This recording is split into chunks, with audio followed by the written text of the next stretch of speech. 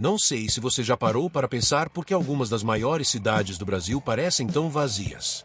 Hoje, vamos explorar esse fenômeno fascinante, revelando 9 grandes cidades que, apesar de suas extensões impressionantes, possuem uma densidade populacional surpreendentemente baixa. Imagine um lugar onde você pode desfrutar de tranquilidade, contato com a natureza e qualidade de vida sem o agito das grandes metrópoles. E se você quer saber mais sobre essas cidades incríveis, não esqueça de se inscrever no nosso canal para não perder nenhum vídeo. Agora, prepare-se para embarcar nesta jornada única e descobrir por que quase ninguém mora nessas cidades. Vamos lá! Pavão, uma cidade rural em Minas Gerais, se destaca por sua imensa área de cerca de 1.000 km² e uma população de apenas 5.000 habitantes. Essa baixa densidade populacional levanta questões intrigantes sobre o futuro das áreas rurais. Embora a cidade tenha uma economia baseada na agricultura, muitos jovens estão abandonando o campo em busca de melhores oportunidades nas grandes cidades, resultando em um esvaziamento gradual da região. Enquanto as metrópoles enfrentam problemas como violência e estresse, cidades como Pavão oferecem um estilo de vida mais tranquilo e a beleza natural, mas sofrem com a falta de investimento e inovação. Isso nos leva a refletir: como podemos revitalizar cidades rurais e torná-las atraentes novamente? Pavão é um microcosmo dos desafios enfrentados por muitas cidades vazias no Brasil. Elas podem ser a solução para o desgaste das áreas urbanas ou continuarão a ser esquecidas. Essa discussão sobre o futuro das cidades vazias é essencial, e todos nós devemos participar. Rorainópolis, no estado de Roraima, é um exemplo intrigante de como a vastidão territorial e a baixa densidade populacional coexistem de maneira surpreendente. Com cerca de 20.000 km² de área e apenas 30.000 habitantes, a cidade possui uma das densidades populacionais mais baixas do Brasil. Mas o que justifica tanto espaço para tão poucas pessoas? Uma das razões principais é a localização em uma área predominantemente florestal e rural, onde o desenvolvimento urbano ainda é limitado. Esse cenário traz à tona uma discussão sobre o uso da terra. Estamos aproveitando esses vastos territórios da maneira mais eficiente? Rorainópolis, por exemplo, tem um potencial gigantesco para o agronegócio e atividades sustentáveis, mas a falta de investimentos e infraestrutura adequados impede que a cidade desenvolva seu verdadeiro potencial. Além disso, o dilema da preservação ambiental versus desenvolvimento econômico também entra em jogo. Com uma área tão extensa, a preservação da floresta amazônica é uma preocupação constante. Mas será que esse argumento impede o crescimento populacional e o avanço econômico? A cidade poderia se expandir sem prejudicar a natureza. É um debate que vai muito além das fronteiras de Rorainópolis. Por fim, essa baixa densidade levanta outra questão importante. Será que o Brasil tem dado a devida atenção às áreas menos povoadas? O foco excessivo nas grandes cidades está deixando lugares como Rorainópolis para trás. Esses espaços, que poderiam ser polos de desenvolvimento sustentável, acabam sendo esquecidos em meio ao debate nacional. A discussão sobre o futuro de cidades como Rorainópolis é crucial. Elas podem se tornar grandes centros ou continuarão à margem do progresso. Jacareacanga, no Pará, se destaca não só por sua vasta área de aproximadamente 2.600 km², mas principalmente por sua localização remota no coração da Amazônia. Com apenas 30.000 habitantes, a cidade é um exemplo claro de como a geografia pode moldar a ocupação humana. Mas essa baixa densidade populacional traz à tona um debate importante. Será que estamos subestimando o valor dessas regiões? A distância de grandes centros urbanos e a dificuldade de acesso contribuem para o isolamento de Jacareacanga. Enquanto isso preserva boa parte da biodiversidade amazônica, também limita o desenvolvimento econômico e social da região. E aqui surge uma polêmica. Até que ponto o isolamento geográfico justifica o subdesenvolvimento? Será que não deveríamos estar investindo em infraestrutura e inovação nessas áreas tão ricas em recursos naturais? Outro ponto de discussão é o impacto ambiental. Se, por um lado, preservar a Amazônia é uma prioridade mundial, por outro, o desenvolvimento sustentável poderia ser uma saída viável para melhorar a qualidade de vida dos habitantes locais. Mas será que estamos prontos para encontrar esse equilíbrio? A cidade continua sem grandes investimentos, sem uma rede de serviços eficiente, deixando seus moradores muitas vezes desassistidos. Itaituba, no Pará, com uma área de cerca de 1.200 km² e uma população de aproximadamente 100.000 habitantes, apresenta uma densidade populacional surpreendentemente baixa, especialmente considerando o número de pessoas. O que chama a atenção aqui é o fato de a cidade ser um centro econômico importante, especialmente pela mineração e agricultura. Então, como um lugar com tanta atividade pode ser tão vazio? A resposta está no uso do território. A exploração de recursos naturais, especialmente a mineração, ocupa grandes extensões de terra, o que fragmenta o desenvolvimento urbano. O crescimento horizontal da cidade contribui para que os moradores fiquem dispersos em uma vasta área, ao invés de se concentrarem em regiões mais densas e desenvolvidas. Isso gera uma situação curiosa, uma cidade rica em recursos, mas com um vazio populacional. E aqui entra o debate polêmico. Até que ponto essa expansão desordenada está afetando o futuro de Itaituba? A exploração desenfreada pode gerar riqueza a curto prazo, mas será que estamos sacrificando o desenvolvimento sustentável e o bem-estar da população local? A mineração, ao mesmo tempo que movimenta a economia, também provoca impactos ambientais graves e uma infraestrutura precária para os moradores. O paradoxo de Itaituba é claro. Como um lugar tão cheio de potencial e recursos pode ter uma população tão dispersa e uma qualidade de vida ainda questionável? A cidade está no meio de um dilema que afeta muitas áreas da Amazônia: explorar seus recursos ou proteger sua população e ambiente. A discussão sobre o futuro de Itaituba está apenas começando. E aí, o que você está achando dessas cidades? É impressionante como algumas delas conseguem manter uma densidade populacional tão baixa, não é mesmo? Deixe seu comentário aqui embaixo contando suas impressões e não esqueça de deixar seu like se você está curtindo o vídeo até agora. Sua opinião é muito importante para nós e ajuda o canal a crescer. Vamos continuar explorando juntos. Alto Alegre, em Roraima, é um verdadeiro contraste em termos de território e população. Com uma área impressionante de 24 mil km² e apenas 13 mil habitantes, a cidade apresenta uma das menores densidades populacionais do Brasil.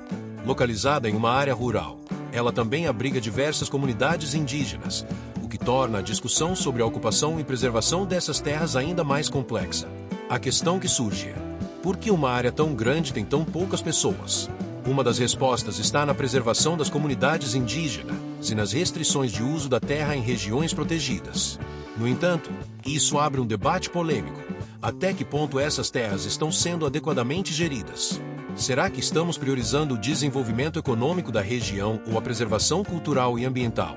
Por outro lado, a baixa densidade de Alto Alegre levanta uma discussão sobre o isolamento dessas populações. Com infraestruturas limitadas e acesso difícil, muitos moradores e comunidades indígenas enfrentam desafios no acesso a serviços básicos como saúde e educação. Seria essa falta de atenção uma escolha consciente ou um reflexo do descaso com áreas mais remotas do país? Além disso, a presença de terras indígenas desperta outra discussão relevante: a tensão entre o avanço de atividades econômicas, como a agricultura e a mineração, e a preservação dos territórios ancestrais. Alto Alegre está no centro desse debate, onde as decisões sobre o uso da terra podem impactar não apenas o meio ambiente, mas também a cultura e os direitos das populações indígenas. A cidade de Alto Alegre é um exemplo de como a vastidão territorial pode esconder problemas sociais e ambientais profundos, e o que está em jogo vai muito além de números populacionais. Buriticupu, no Maranhão, com uma área de cerca de 2.600 km² e uma população em torno de 47 mil habitantes, é uma cidade que exemplifica o cenário de vastos espaços pouco habitados. Cercada por densas áreas florestais, a cidade se caracteriza por sua baixa densidade populacional, com os habitantes espalhados em uma área territorial extensa. O que isso revela sobre a dinâmica social e econômica do local? Por um lado, essa dispersão pode ser vista como um benefício, oferecendo aos moradores um estilo de vida rural, distante do caos das grandes cidades, com mais espaço e tranquilidade. No entanto, essa configuração territorial também levanta uma série de questões. A baixa densidade dificulta o acesso a serviços básicos, como saúde e educação, além de atrasar o desenvolvimento de infraestrutura essencial, deixando parte da população em situações vulneráveis. A polêmica aqui está no contraste entre o potencial econômico da região e sua realidade. Buriticupu, localizada em uma área rica em recursos naturais, enfrenta um dilema: priorizar o desenvolvimento sustentável ou permitir que o avanço da agricultura e da exploração de madeira comprometam o meio ambiente.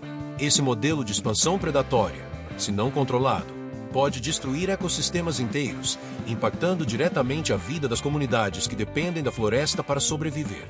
Essa dualidade entre desenvolvimento e preservação torna Buriticupu um exemplo de como a ocupação territorial no Brasil pode gerar impactos profundos, que vão além dos números populacionais.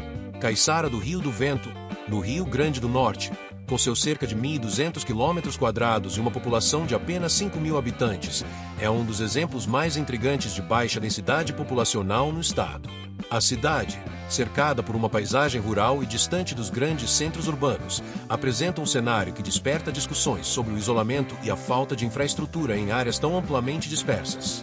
Embora o vasto espaço ofereça uma tranquilidade característica do interior, ele também cria desafios. A população espalhada em uma área tão grande enfrenta dificuldades no acesso a serviços básicos como saúde e educação, além da falta de oportunidades de emprego, o que leva muitos a questionar se vale a pena manter esse modelo de ocupação tão disperso. Será que o desenvolvimento econômico dessas regiões deve ser prioridade ou devemos aceitar que algumas áreas estão destinadas a permanecer isoladas e pouco povoadas? Essa baixa densidade também levanta a questão da gestão de recursos. Enquanto grandes centros urbanos lutam com a superpopulação e a falta de espaço, áreas como Caiçara do Rio do Vento permanecem amplamente subutilizadas. Mas o que está por trás dessa aparente falta de interesse em desenvolver regiões tão vastas? Seria uma estratégia consciente para manter certas regiões intocadas ou um reflexo do abandono histórico de áreas rurais no Brasil? A cidade, embora pequena e isolada, representa um debate maior sobre o que o futuro reserva para essas regiões. Devemos incentivar o crescimento e o desenvolvimento ou aceitar que nem todo o território brasileiro será densamente povoado? São Gabriel da Cachoeira, com impressionantes 109.000 km² de extensão territorial e apenas cerca de 36.000 habitantes, é uma das cidades mais extensas do Brasil. Para se ter uma ideia, a área de São Gabriel é maior do que muitos países. Mas o que chama a atenção é a baixa densidade populacional, algo que reflete uma complexa interação entre geografia, cultura e desenvolvimento. A maior parte da população é indígena e vive em áreas remotas, dispersa por aldeias na imensidão amazônica. Isso levanta uma questão importante: por que uma cidade tão vasta tem tão pouca concentração de habitantes? A resposta está nas características culturais e territoriais da região. As comunidades indígenas mantêm modos de vida tradicionais, que estão distantes do modelo urbano e industrial que vemos no restante do Brasil. Porém, essa realidade, que preserva culturas ancestrais, também traz à tona o debate sobre o isolamento dessas populações. Até que ponto o desenvolvimento deve chegar a essas áreas? O avanço da modernidade não representaria uma ameaça à identidade e autonomia desses povos. Além disso, a logística e a falta de infraestrutura em São Gabriel são enormes barreiras. Com poucas estradas e acesso limitado, a cidade é um dos locais mais difíceis de se chegar no Brasil. Muitos podem argumentar que o desenvolvimento econômico está estagnado, mas será que isso não reflete uma escolha consciente de preservar o ambiente e as tradições? A vastidão de São Gabriel da Cachoeira é uma metáfora para o próprio Brasil, um território imenso, mas repleto de áreas inexploradas e subdesenvolvidas. A pergunta que fica é: devemos integrar mais essas áreas ao resto do país ou respeitar o isolamento que protege a cultura indígena?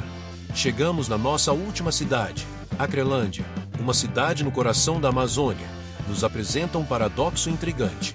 Com uma vasta extensão de aproximadamente 1.500 km² e uma população de apenas 13.000 habitantes, a cidade reflete a realidade de muitas localidades na região: grandes espaços, mas poucos moradores.